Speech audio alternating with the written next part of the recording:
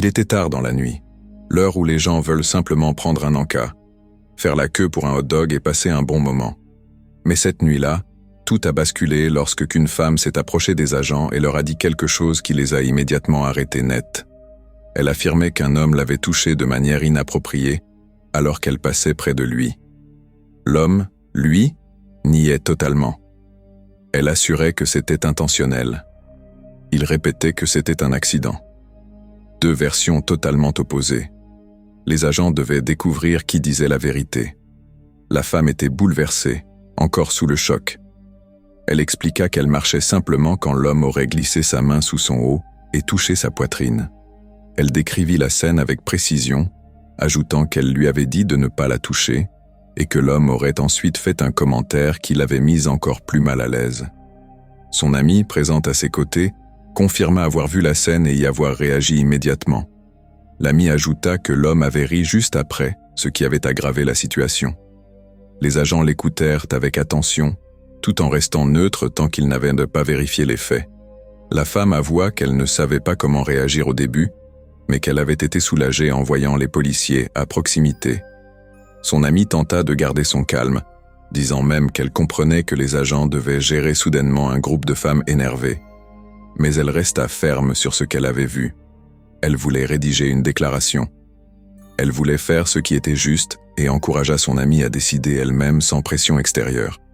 Les agents expliquèrent à la femme que la suite dépendait d'elle. Elle devrait écrire un témoignage décrivant ce qu'il s'était passé et choisir si elle souhaitait porter plainte. Ils insistèrent sur le fait que ni son amie, ni le groupe, ni quiconque d'autre ne pouvait décider pour elle. C'était son choix.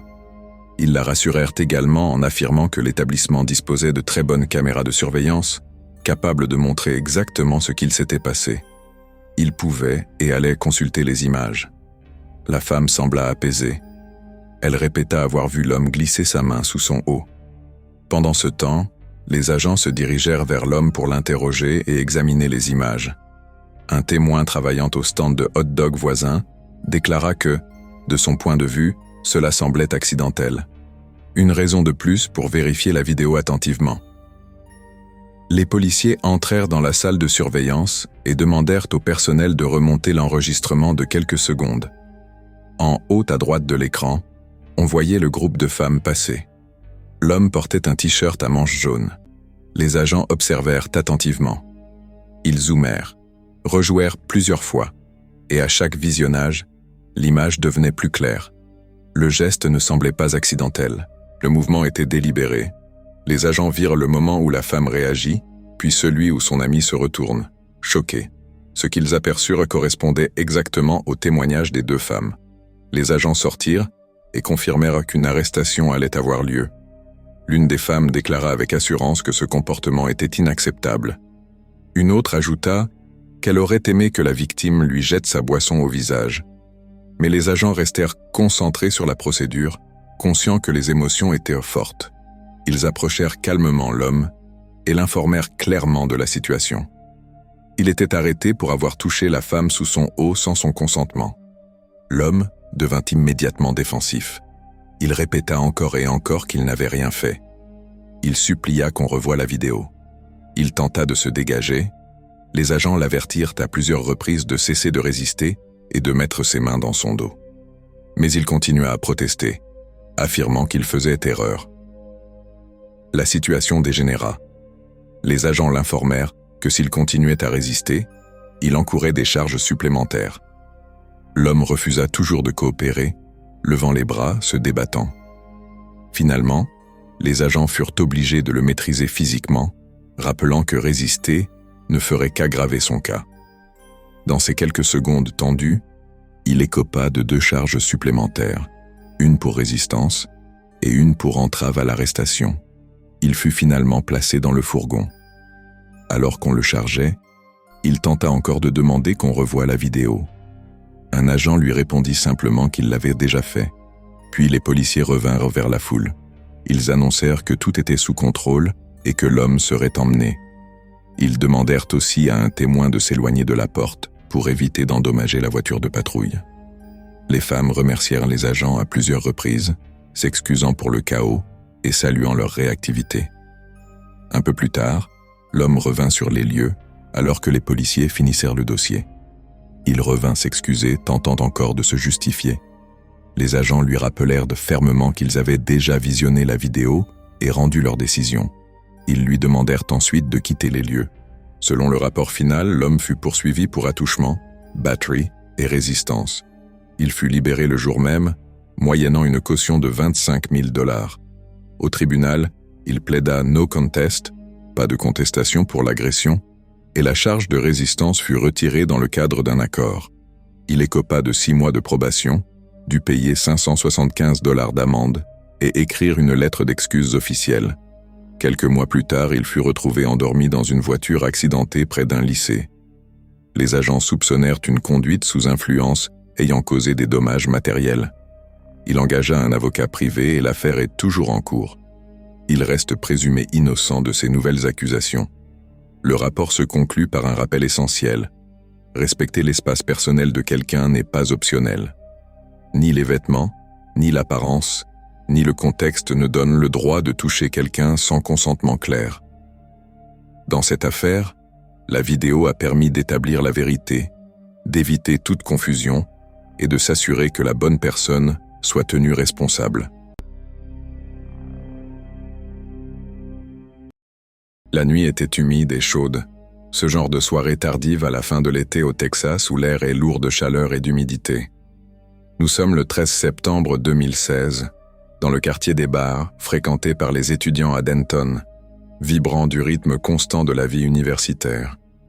Focalisons-nous sur Jacqueline Ray Vandegrift, 24 ans, riant avec de nouveaux amis au Fry Street Public House. C'était une jeune femme qui venait enfin de trouver sa voie. Après des années à chercher sa direction, elle avait découvert une véritable passion pour la nutrition et le bien-être tout en travaillant comme esthéticienne.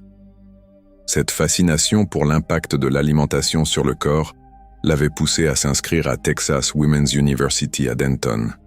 Elle venait de commencer 3 semaines plus tôt pour obtenir un diplôme en nutrition avec une spécialisation en bien-être.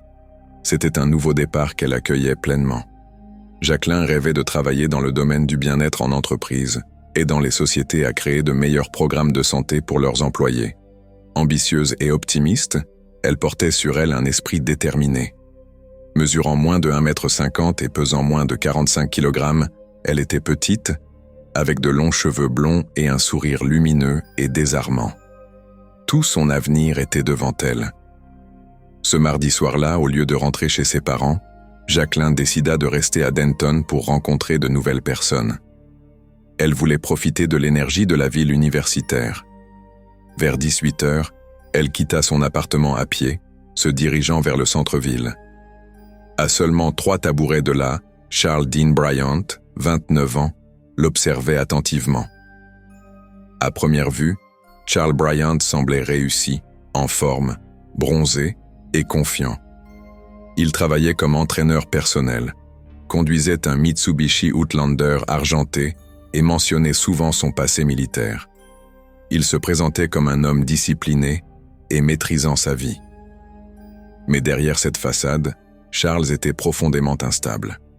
Il venait de traverser une rupture douloureuse avec une étudiante de 18 ans et ne pouvait accepter son rejet. 1 semaine plus tôt, il avait été arrêté et expulsé du campus universitaire pour harcèlement.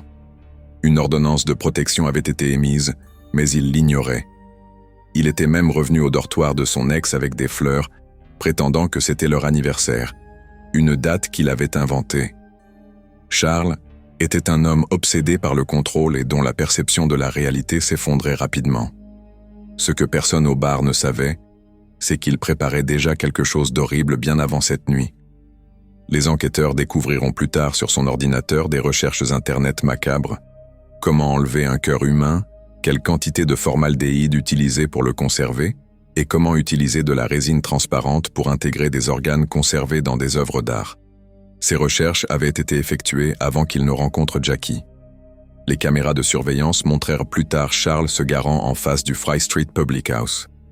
À 17h57, moins de 3 minutes après être entré au bar, Jackie traversa la rue et entra à l'intérieur. Ils entamèrent immédiatement la conversation. Charles s'approcha d'elle au bar avec un charme attentif et amical. La barmaid, Katie Allen, qui avait déjà eu quelques rendez-vous avec Charles mais avait perdu intérêt, les observa discuter. Elle remarqua à quel point Jackie paraissait petite quand elle se leva. Peu après, Jackie et Charles se rendirent dans un autre bar, Shots and Craft, où ils croisèrent brièvement une autre jeune femme, Sherry Bogg, échangeant leur numéro de téléphone. Quand Sherry et ses amis partirent, Jackie se retrouva seule à nouveau avec Charles. Dehors, la pluie continuait de tomber. Jackie avait marché depuis son appartement et Charles lui proposa de la raccompagner en voiture. Cela semblait être un simple geste poli d'un inconnu. Les caméras les captèrent quittant le bar ensemble. À 20h47, ils traversèrent la rue mouillée pour rejoindre son SUV argenté, restèrent à l'intérieur 20 minutes, puis s'éloignèrent dans la nuit. Les colocataires de Jackie ne la reverraient jamais vivante. Juste avant l'aube du mercredi 14 septembre, un homme faisant sa promenade matinale à Acorn Woods Park à Grapevine, Texas, vit des flammes s'élever près des arbres. Il remarqua un SUV argenté ou gris sortir du parking et disparaître dans la brume matinale. Les agents du parc intervinrent rapidement pour éteindre le feu, et ce qu'ils découvrirent les força à appeler le 911. Au sol se trouvait une piscine pour enfants en plastique bleu, partiellement brûlée. À l'intérieur, un corps humain gravement brûlé. Les restes étaient si endommagés que les premiers intervenants purent seulement déterminer que la victime était de petite taille. Toutes les ressources disponibles furent mobilisées sur les lieux. À 14h30, les enquêteurs purent relier des empreintes partielles à Jacqueline Ray Van de Grift. L'enquête s'accéléra grâce aux données de téléphone et aux témoignages, notamment celui de Sherry Bogg, reconstituant les dernières heures de Jackie. Les caméras de sécurité des bars et même d'une pizzeria voisine confirmèrent ces derniers déplacements. Les relevés de tours cellulaires montrèrent que son téléphone se déplaçait de Denton à Fort Worth, avec un dernier signal à 1h du matin depuis une tour sur Blue Mountain Road, à Hearst, dans le secteur nord-est, où se trouvait la maison de Charles Bryant à seulement 3 miles. Après ce dernier ping, le téléphone de Jackie resta silencieux à jamais. La police recherchait déjà Charles Bryant pour violation de l'ordonnance de protection concernant son ex. Les officiers attendirent devant sa maison, et lorsqu'il sortit et prit la route, ils le firent stopper à moins d'un pâté de maison. La fouille de son véhicule révéla immédiatement l'horreur. Sous le tableau de bord, les policiers trouvèrent un pistolet Sig Sauer calibre .22, un taser avec un cheveu blond emmêlé dans ses pointes, des serre-câbles identiques à ceux retrouvés sur le site de l'incendie.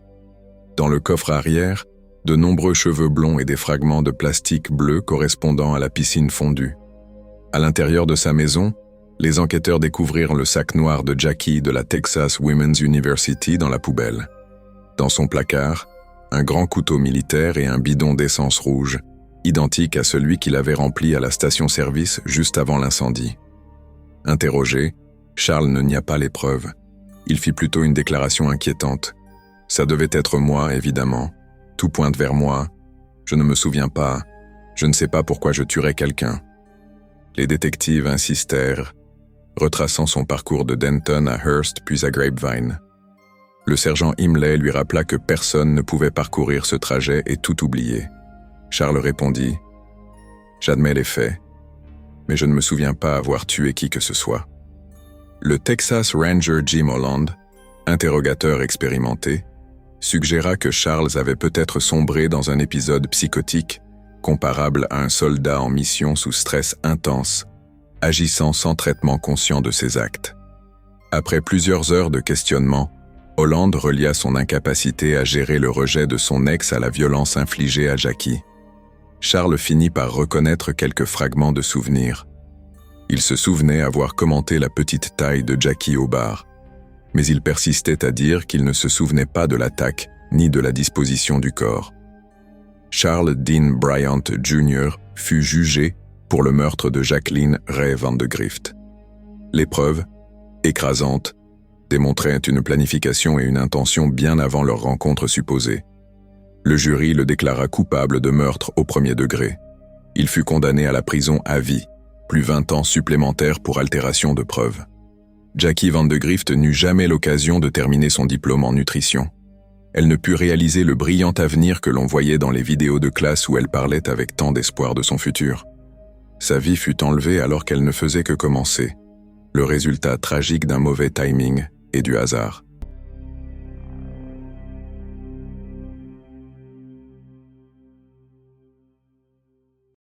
C'était un après-midi ordinaire en avril 2023, sur Hillcroft près de Bel Air Boulevard, au sud-ouest de Houston.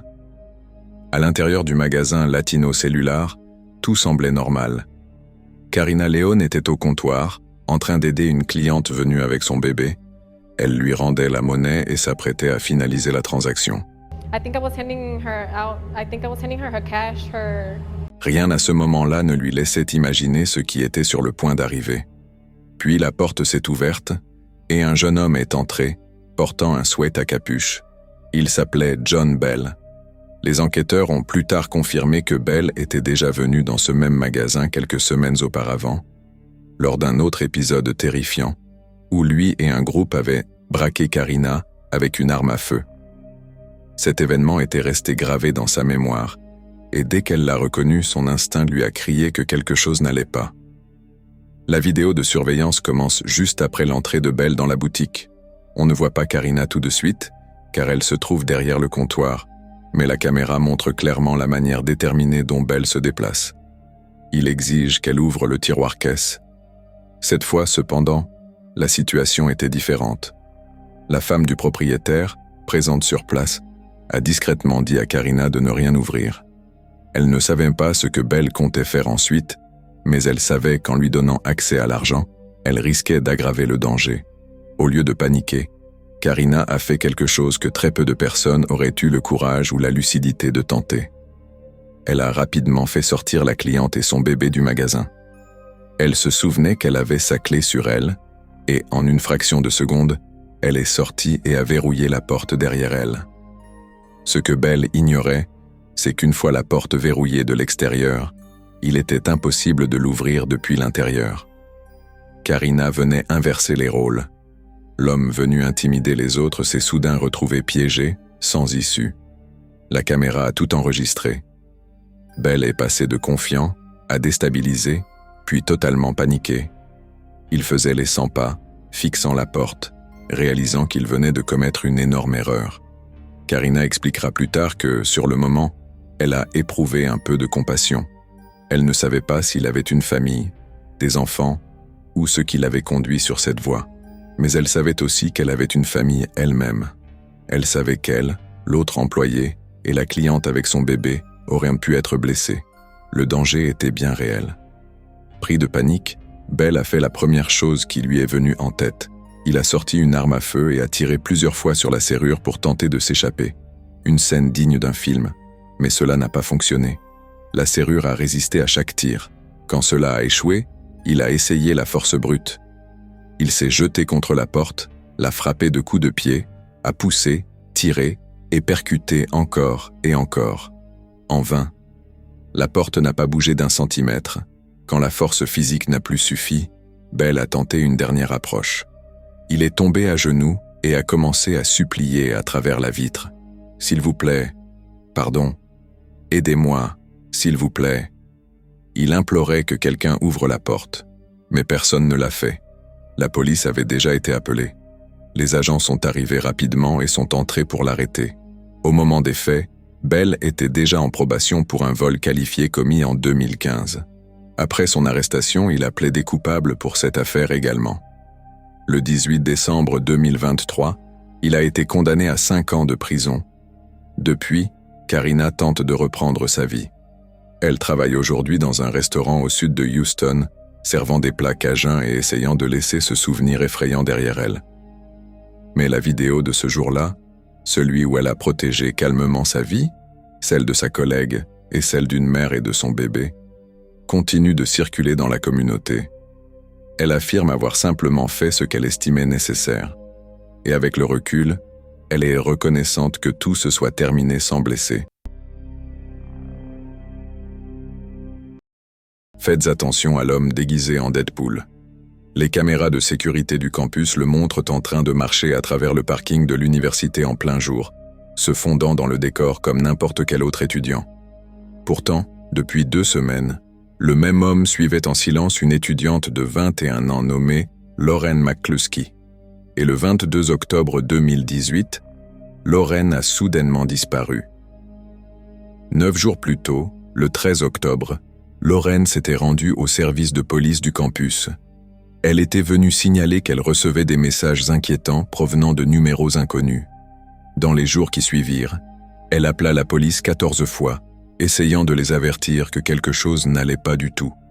Mais ses inquiétudes furent minimisées, et son dossier passa inaperçu, 10 jours avant les images de cet homme dans le parking. Le 9 octobre, les caméras de sécurité avaient enregistré Lauren rencontrant son petit ami, un homme qu'elle croyait s'appeler Sean Fields. Selon sa colocataire, Lauren prévoyait de rompre avec lui ce même jour. Ce qu'elle ignorait encore, c'est que Sean Fields n'était pas son vrai nom. La vérité derrière la disparition de Lauren serait restée un mystère. Si elle n'avait pas laissé derrière elle une série d'indices, elle s'est assurée que les gens découvriraient ce qui lui était réellement arrivé et que l'homme en costume de Deadpool serait démasqué pour ce qu'il était vraiment. Il n'était pas un étudiant charmant, mais un manipulateur, un menteur entraîné, quelqu'un de très doué pour prétendre être tout ce qu'il n'était pas. Pour comprendre la force et la détermination de Lauren, il faut remonter à son enfance. Nous sommes en 2013. Lauren vit à Pullman, dans l'État de Washington, avec ses parents aimants, Matthew et Jill. C'est une jeune fille brillante, sportive, chaleureuse, qui réussit autant scolairement que socialement. Elle est l'amie qui répond toujours présente, celle qui décroche le téléphone à n'importe quelle heure, celle sur qui l'on s'appuie lorsqu'on a besoin de réconfort. Dès son plus jeune âge, Lauren est intrépide et talentueuse. À 2 ans, elle grimpait déjà aux arbres. Elle courait plus vite que des enfants 2 fois plus âgés qu'elle et montrait un talent naturel pour l'athlétisme. Avec le soutien de ses parents, elle participe à des compétitions nationales. À seulement 10 ans, elle remporte la 2e place aux USA Junior Olympics. À la fin du lycée, l'Université de l'Utah lui offre une bourse pour intégrer leur équipe d'athlétisme. En septembre 2015, Lauren et ses parents arrivent sur le vaste et animé campus de Salt Lake City. Ses parents sont nerveux à l'idée de la laisser si loin de la maison. Mais Lauren s'adapte rapidement. Elle se fait de nouveaux amis, notamment sa colocataire de première année, Alex, et construit une vie remplie d'entraînement, d'études et de moments avec ceux qu'elle aime. Elle est heureuse, confiante et impatiente pour l'avenir. Mais le 1er septembre 2018, au début de sa dernière année, tout bascule. Lauren et Alex sortent passer une soirée amusante en centre-ville. Elles se rendent dans un bar appelé The London Bell, où le videur sympathique se présente sous le nom de Sean Fields. Il est grand, musclé et charismatique. Tout au long de la soirée, ils passent plusieurs fois à leur table pour discuter. Lorsque les filles s'en vont, il touche légèrement l'épaule de Lauren, parle encore un moment avec elle et lui demande son numéro. Il prévoit un rendez-vous pour le lendemain. I remember him being very huge, very big muscles. Throughout the night, he would come back and pass through and stop and talk to us a few times. Le 2 septembre, Lauren se prépara pour son premier rendez-vous avec Sean. Jusqu'alors, elle n'avait jamais eu de petit ami sérieux. Sean semblait attentionné, poli et prévenant. It sounded sort of old-fashioned, the way that he was paying attention to her. He took her out for dinner and bought her flowers and asked her to be his girlfriend. Il disait être étudiant en informatique. Il paraissait stable, mature, et Lauren se sentait en confiance avec lui. Le début de leur relation fut doux. Il lui offrait des fleurs. Il lui demanda de devenir sa petite amie. Tout semblait parfait, presque comme dans un conte de fées. Mais la magie ne dura pas longtemps. En quelques semaines, ses amis remarquèrent un comportement contrôlant. Lauren se mit à porter les vêtements qu'il exigeait qu'elle porte. Elle répondait immédiatement à ses appels, de peur de le contrarier. Il passait tout son temps dans sa résidence universitaire. Why do you have to answer your phone when that person calls? And she said, they really want me to answer my phone right away because they just want to make sure where I'm at, what I'm doing, and if I'm okay. Il s'était lié d'amitié avec d'autres résidents et circulait dans le bâtiment sans carte d'accès. Lauren semblait épuisée, distraite et émotionnellement vidée. Le 1er octobre, Il remit à Lauren une arme à feu chargée, disant que c'était pour sa protection. Ses amis furent alarmés et firent part de leurs inquiétudes à une assistante résidente nommée Diamond. Diamond suivit la procédure et envoya un email à la sécurité du campus le 2 octobre. L'email expliquait que Lauren pourrait être dans une relation dangereuse avec une personne non étudiante qui était constamment sur le campus et suivait peut-être ses déplacements. Personne ne répondit. Les jours passèrent, sans aucune réaction. Puis, le 9 octobre, Lauren fit une découverte qui changea tout. Elle trouva la carte d'identité de son petit ami, mais le nom et la date de naissance ne correspondaient pas au visage sur la photo. En effectuant une recherche en ligne, elle découvrit la vérité. Son vrai nom était Melvin Rowland, un homme de 37 ans avec un lourd passé criminel, comprenant des délits impliquant des mineurs et de multiples violations de libération conditionnelle. Il était actuellement en liberté conditionnelle. Cette nuit-là, Lauren le confronta. Sa personnalité changea instantanément. Il nia tout, devint agressif et se disputa avec elle pendant des heures. Elle resta ferme. Elle mit fin à la relation, mais le danger ne prit pas fin. Le lendemain, des messages provenant de numéros inconnus commencèrent à inonder son téléphone. Les expéditeurs prétendaient être des amis de Melvin.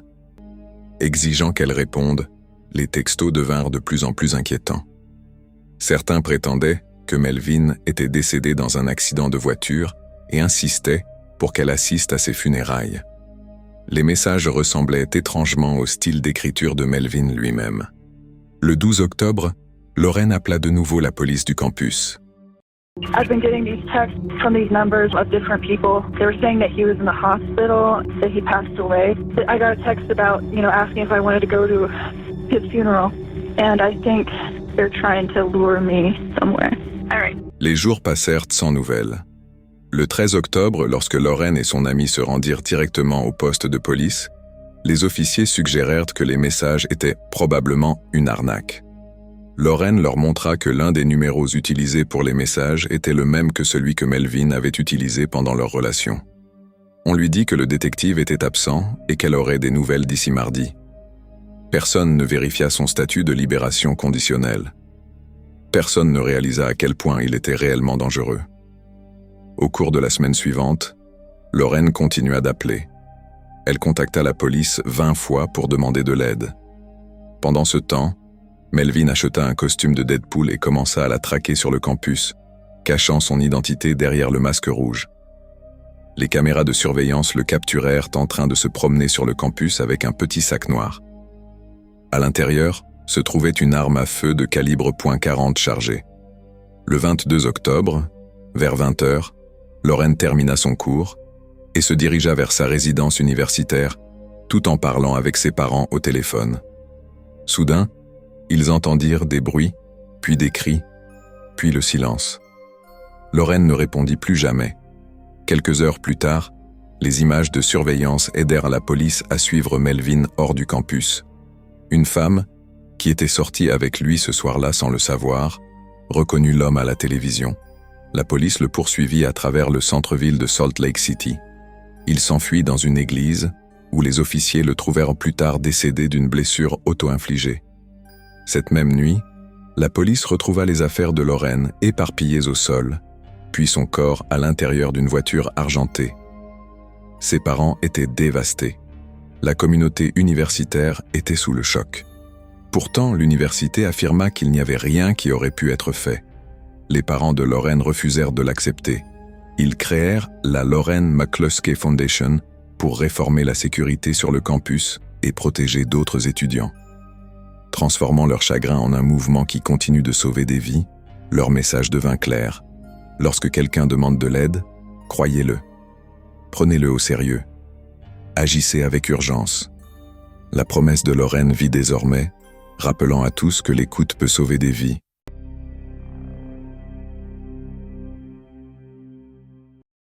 Tard dans la nuit, en octobre 2018, les portes des urgences d'un hôpital de la région de Miami s'ouvrirent brusquement.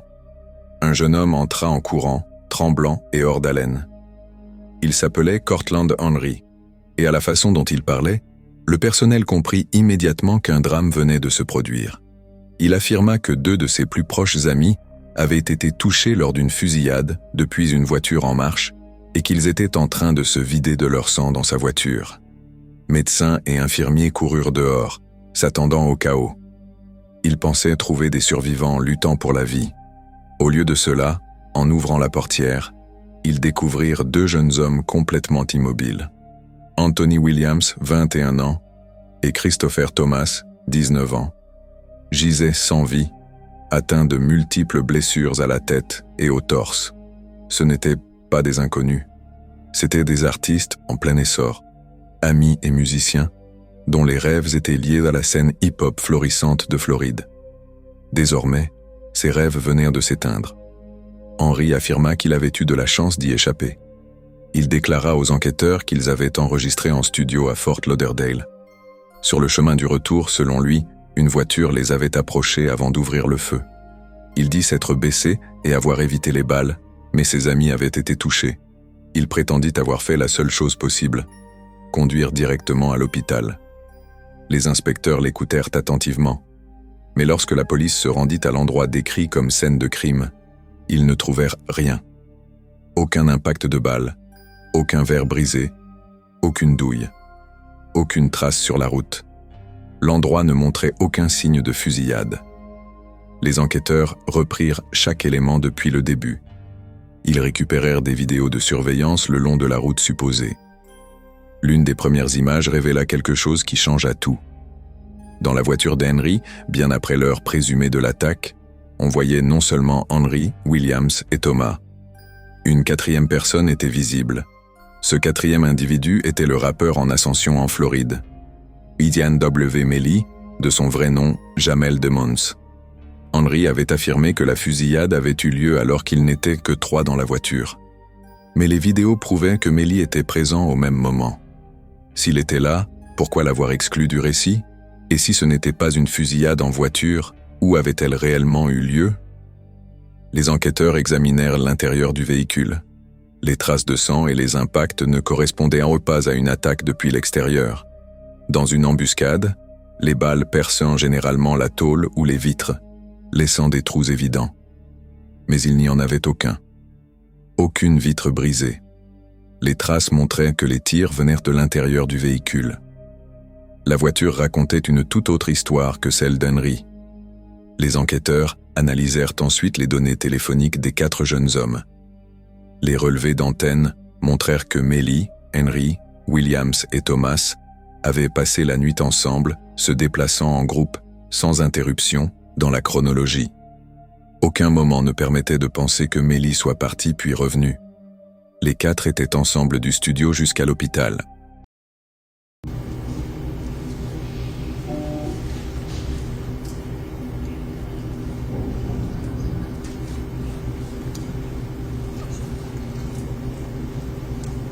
Plus les détectives comparaient les preuves matérielles aux données numériques et aux images de surveillance, plus la version initiale commençait à s'effondrer.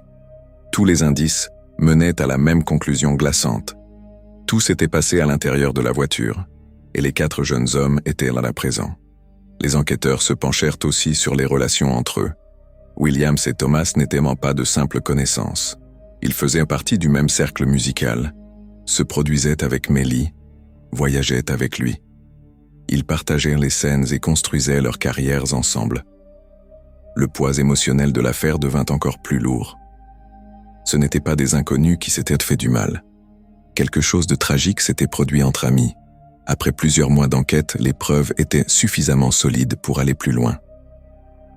En février 2019, les autorités arrêtèrent YNW Melly, accusé de 2 meurtres au premier degré. Henry fut lui aussi inculpé, soupçonné d'avoir aidé à mettre en scène la fusillade pour la faire passer pour une attaque en voiture. La nouvelle secoua le monde musical. Melly était l'un des artistes montants les plus rapides de Floride. Les réseaux sociaux explosèrent. Certains le soutenaient avec passion, d'autres pensaient que les preuves étaient accablantes. Internet devint une tempête de théories et de débats, tandis que l'histoire se propageait. Pour les enquêteurs, l'affaire reposait sur 3 éléments majeurs. Les vidéos montrant les 4 hommes ensemble, les données téléphoniques confirmant leur déplacement et les preuves médico-légales démontrant que les tirs venaient de l'intérieur du véhicule. Ensemble, ils formaient une image que les survivants n'avaient jamais admise. Pour les familles de Williams et Thomas, le chagrin était insoutenable. Ils avaient soutenu les rêves musicaux de leur fils et les avaient vus monter. Les perdre fut dévastateur. Apprendre que des personnes de confiance étaient impliquées rendit la douleur encore plus profonde.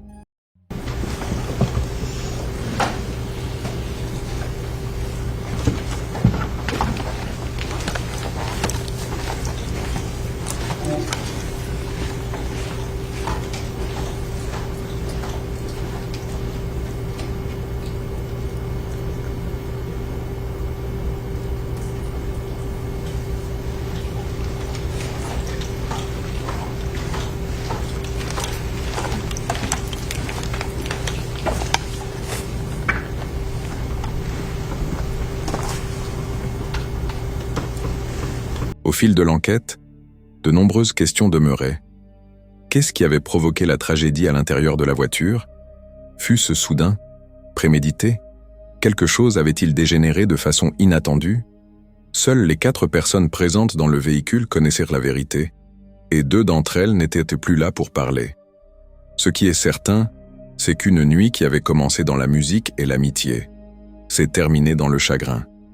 2 jeunes hommes ont perdu la vie. 2 autres ont été accusés, et toute une communauté qui célébrait autrefois leur talent s'est retrouvée en quête de réponses. Même des années plus tard, l'affaire reste l'une des plus émotionnelles et controversée du hip-hop moderne. Un rappel brutal de la fragilité de la confiance, de la rapidité avec laquelle tout peut basculer, et du fait que certaines questions ne trouveront peut-être jamais les réponses. Que l'on espère.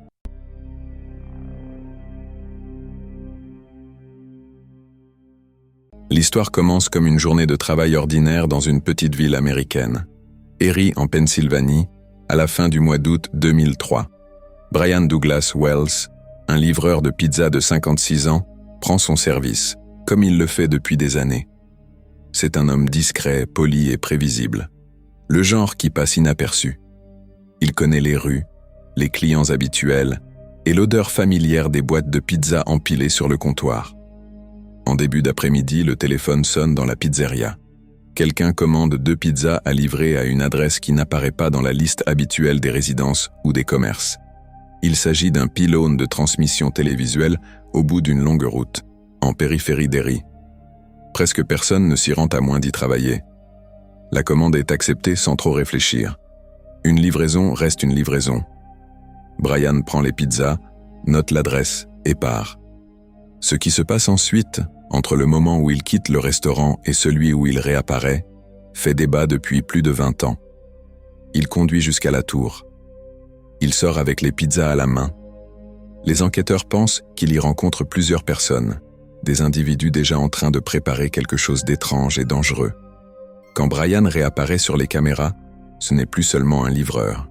Peu de temps après, il entre dans une agence bancaire PNC d'Erie.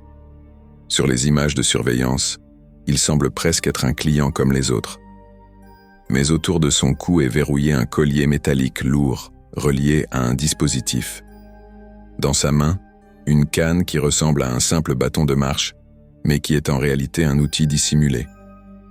Il tend calmement un mot à la guichetière.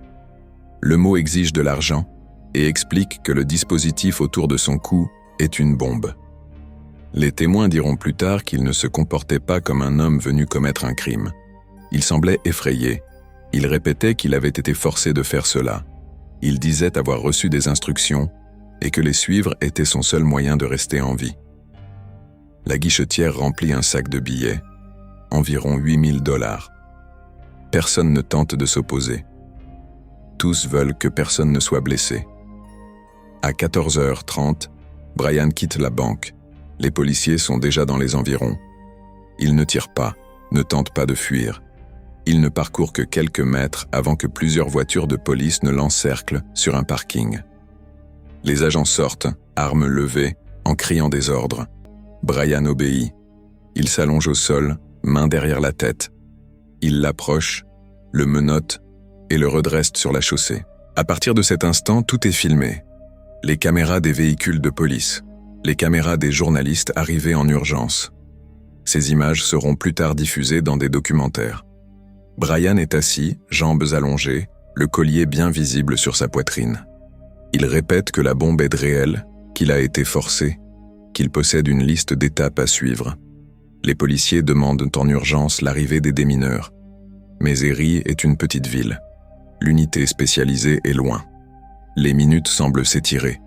Le dispositif possède un minuteur et personne ne sait combien de temps il reste. Certains agents pensent que c'est peut-être un bluff.